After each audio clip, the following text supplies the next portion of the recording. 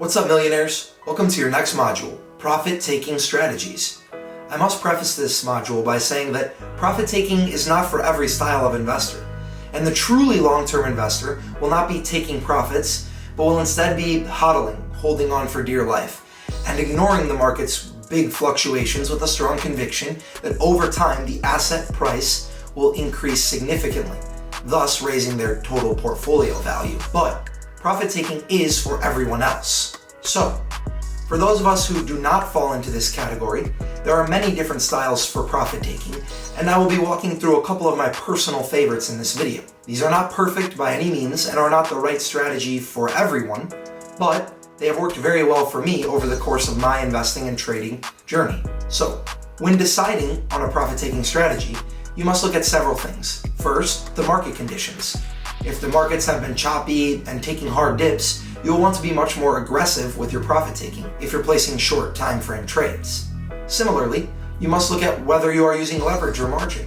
And if so, you should be much more aggressive with your profit taking as well to avoid quick, large losses. Along with these, you must ask yourself how long term would you be willing to hold a project? And if you'd be willing to cut it for a loss in the future. Sometimes holding on to a bag that is failing will do much more harm than just letting it go in the red. But are you willing to do that? These are the questions that you must ask yourself before developing your profit-taking strategy. Along with these, you must look at your investing identity and see how much time you will have to watch this asset as you trade. Will you be there to see a downturn?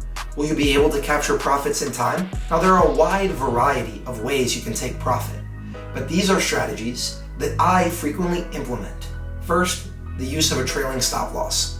Moving up your stop loss, either manually or with a bot of sorts, to follow the asset as it moves up, capturing the most gains possible, and selling off all your shares at a downturn. This could also be executed by moving stops into profit as soon as the asset turns green, and then slowly bumping your stops up as it continues into profit. The potential downside of this is a small dip that triggers your stop loss before going even higher, but it protects you from taking a winning trade down into the red. Second, the initial investment pool. On a particularly strong trade where you might see your investment 2, 3, or even 4x, but then lose momentum, you might be best served to simply remove your initial investment and make the trade risk-free by removing any initial capital that you put up to fund the trade in the beginning. Downsides of this strategy include missing out on gains if it continues to pump or not capturing as much profit as a full sell if it declines hard. Inversely, it protects you from significant losses and still leaves you in the game with what is often referred to as a moon bag, made up of strictly profit if it continues to pump. The third and final strategy I'll be sharing that I frequently employ is removing half of my investment when I am comfortable with the gains that I have received thus far. This still leaves a large portion of my investment to see a potential upside, but does not leave me exposed fully to a hard downwards turn. The other strategies that I must mention as well, to conclude, are simply pulling out completely or not entering a trade at all.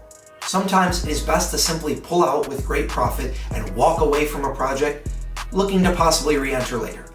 Likewise, sometimes it is best to just stay out of a trade altogether if the market is weak or you are uncertain, and preserve your capital for another trade on another day. There are many times in trading where I've found that taking no trade at all is the best thing you can do. Keep this in mind. Preserving your capital isn't always about just taking profits, but rather knowing when it's time to trade and when it isn't. Now head over to the next module to get the industry's most frequent questions answered and continue your education towards becoming the investor or trader that you aspire to be.